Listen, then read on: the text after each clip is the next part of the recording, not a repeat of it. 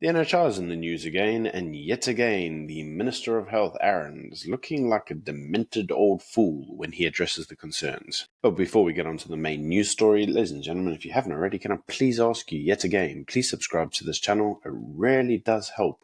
And please share it with your friends, the usual WhatsApp and whatever other social media network you use. And if you really want to support the work that I do here, you are welcome to buy me a coffee. The link is in the description box below. If you go onto the Buy Me a Coffee page, you'll notice that there are some posts. I do post on there from time to time. I recently did an article around the left and right paradigm, and that article itself would be helpful if you read that before watching this video. So before we get onto the main news story, let's do the usual. Let's get through some of the news that you might have missed. Well, in the first news story, apparently the former executive manager of PRASA, you remember the trains that don't exist anymore? Well, apparently he's just got 15 years for fraud and misrepresentation of his qualifications. Like Ramaphosa, I'm shocked. Have a look. Okay, the accused was sentenced to an effective imprisonment term of 15 years. Remember that he was convicted in January 2022 on 3 counts of fraud. So for the first count of fraud, he was convicted to 15 years. The two other counts, counts 4 and 8, also charges of fraud. He was sentenced to 6 years imprisonment each, but the court combined the two together to 6 years imprisonment, and thereafter ordered that the 6 years must run concurrently with the 15 years imprisonment term on count 1. It's not often that we actually see a government cadre actually getting his time in prison. This must be what Gator McKenzie calls the GNU in action. I'm just joking, it had nothing to do with the GNU. But what does have something to do with the GNU is the news that South Africa is currently experiencing a boost in government finances. Now, the reason for this is multi-pronged. The first is that since the GNU was announced, foreign investors have shown an influence in the South African rands and have been buying our bonds again. And basically, we've got a new Ramaphoria 2.0. Additionally, we've had this amazing thing that they just invented yesterday. It's called electricity, and it's stayed on for some time. And you see, because the electricity stayed on for some time, our exports have gone up because we had electricity to build stuff and make stuff and send it abroad. Who knew? Now, these two things combined has meant that the government deficit has actually started to narrow. Pretty good news in some respects. However, the IMF has come out and said that South Africa either needs to go big or go home. It says you've now got the momentum behind you. You either implement the reforms that mean that this is sustainable for the long term, or just don't bother and, we just let everything go to hell. But in any case, what they have noticed is that the South African rand has been the best performing African currency over the last 3 months. And I must admit, again, I'm shocked. It's actual good news. Also good news. Apparently, Amazon are, and I quote, hiring like crazy. So Amazon, for those of you who don't know, launched in May, and they launched themselves as a direct competitor to Takealot. If you've actually been on Amazon, it's rather disappointing. That's amazon.co.za. Yeah, nothing's available on there. Like every time you find a product, they say not available in your country. And I've looked. Now, the service as a whole is relatively okay, but it doesn't carry any of the thrills and whistles that it does abroad. According to the latest news, Amazon actually wants to build those things, and they're hiring locals to do it. So if you need a job, Amazon has some. And just before we get onto the main news story, I did say a couple of days ago, actually, Ramaphosa is in China at the moment. He went there on a 10-day state visit, and during that, he's busy negotiating brand new treaties to supposedly help strengthen the relationship between China and South Africa.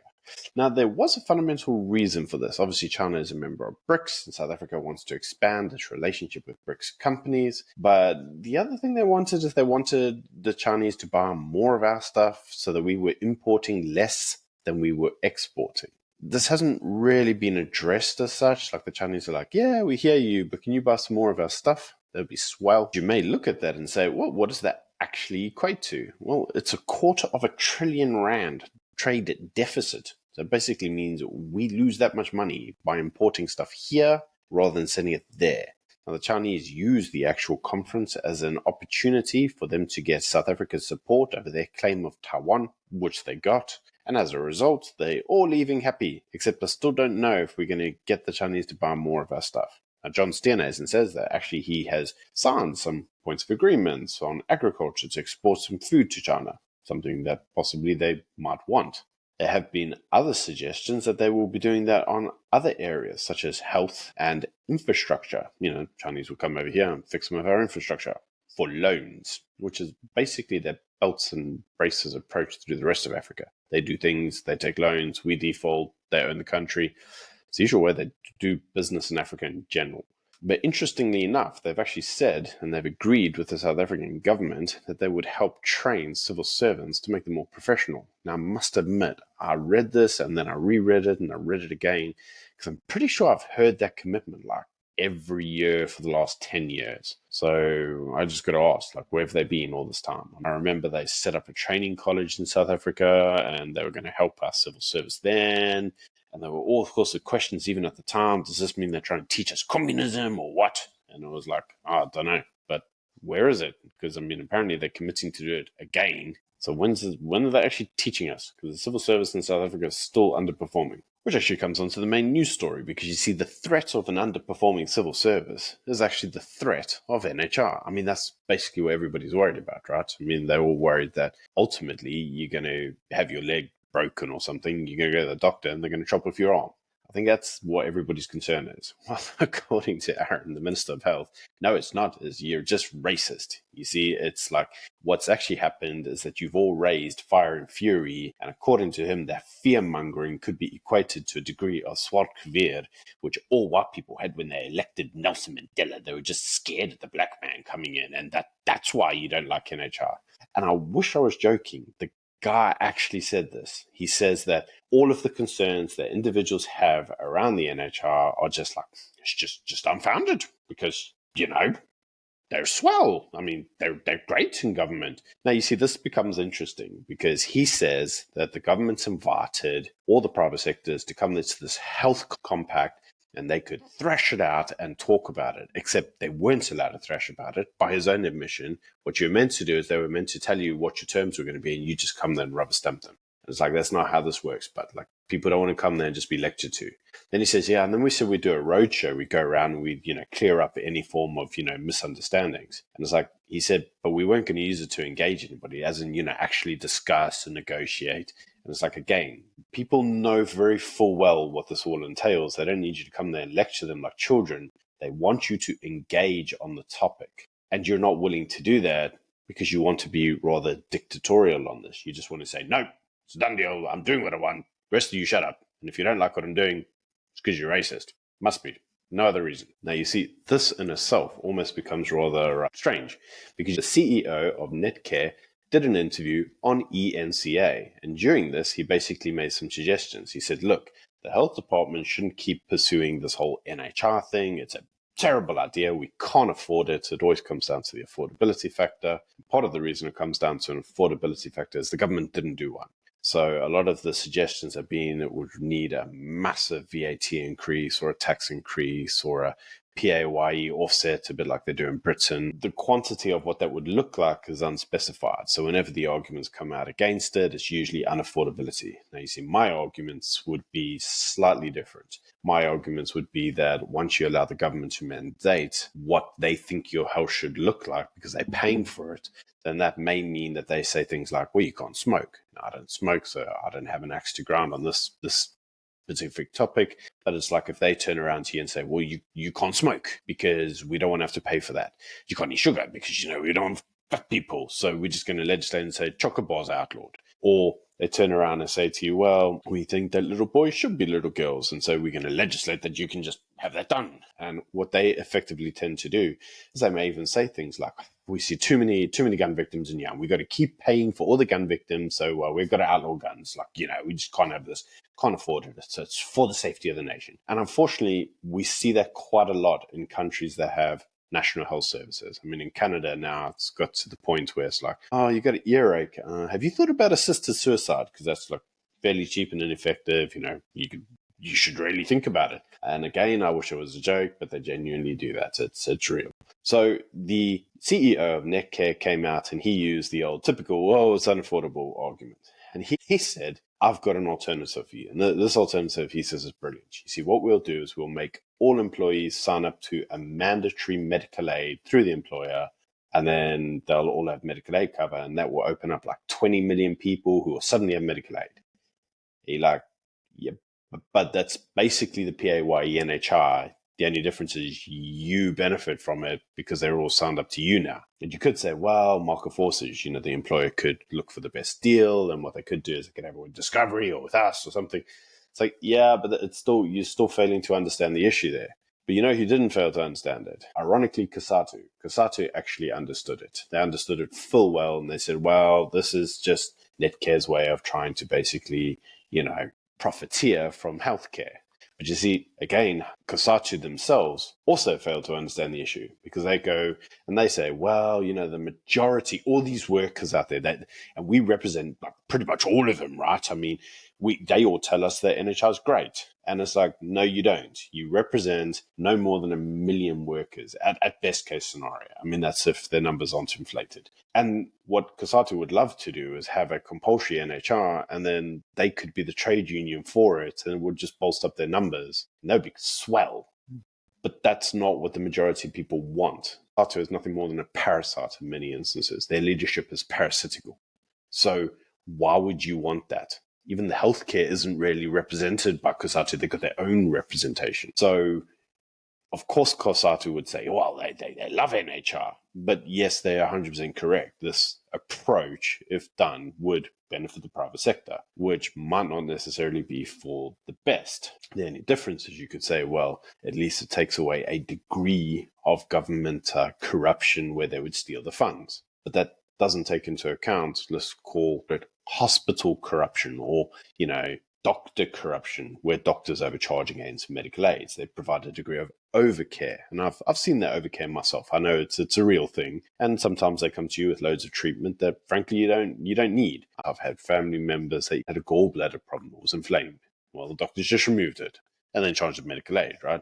And that actual removal of the gallbladder led to other complications down the line, which again needed doctors' intervention. I mean, who knew? It was almost like they were creating a problem that they themselves would fix. Pretty much what the state does, if you think about it. So in some respects, we're no better off with medical aids than we are with the doctor sphere. But I think everybody, even on the channel watching, would say, well, I'd prefer the private sector to, government hospitals, because we all know how they go. And unfortunately, we've all seen the corruption in all the state-owned enterprises, where every single penny there just ends up getting looted and going to someone. And you see, this ultimately is where the divide between the NHI and the private sector become. NHI hasn't been costed. No one knows how it's going to be afforded. And let's face it, we're not exactly in the best state in the world in terms of, the economic opportunities. There is a reason that state hospitals are not doing that well. There isn't really that many people paying taxes. That's what we need to fix. We need more people in employment. And that in itself drives up the cost of employment. And what I mean by cost, I mean the wage. And when the wage goes up, or when people get to middle class, they stop buying medical aids and so forth. And they do forms of economic progression. You can't force it and just be pro-poor. A pro-poor economy isn't really a good economy, is it? It's just a pro-redistribution economy. What you really want is you want an economy that's pro-entrepreneurial. It's pro-climbing the ladder. You want people to get to the top.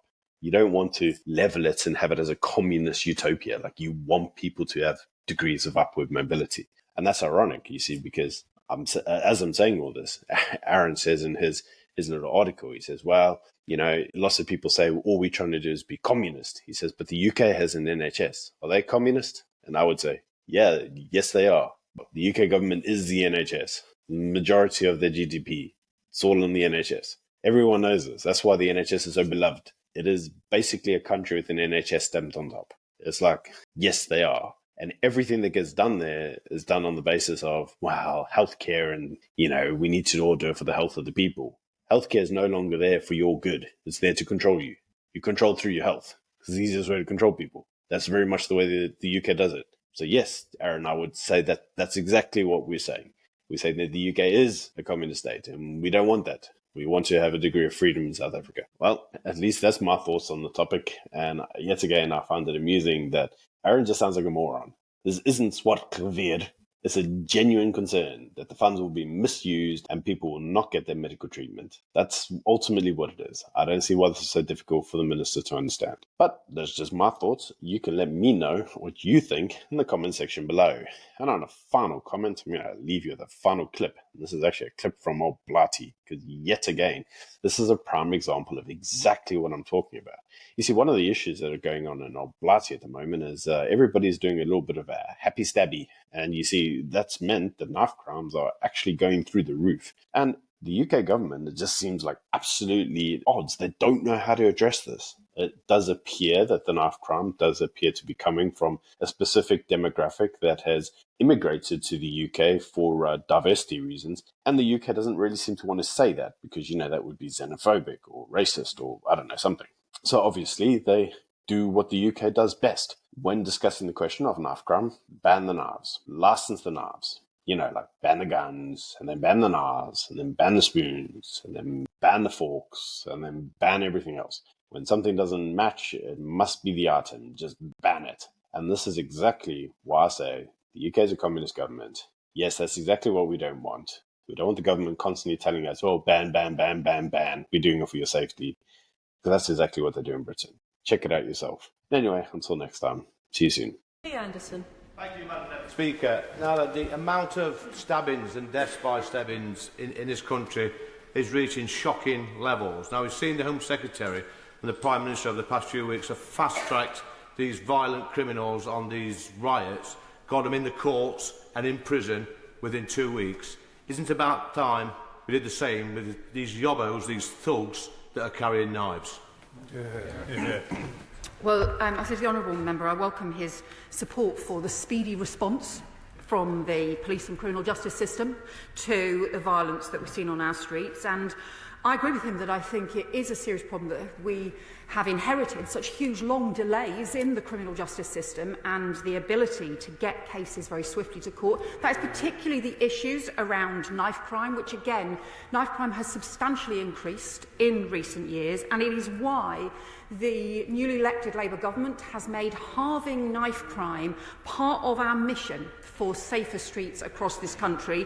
We want to see stronger action against young people who are caught and get drawn into knife crime. We want to see a stronger Young Futures prevention programme, and we want to see stronger action against the online companies who continue to make it far too easy to get hold of knives. We have to have stronger action across the board to speed up the processes and make sure that there are consequences for knife crime. Nadia.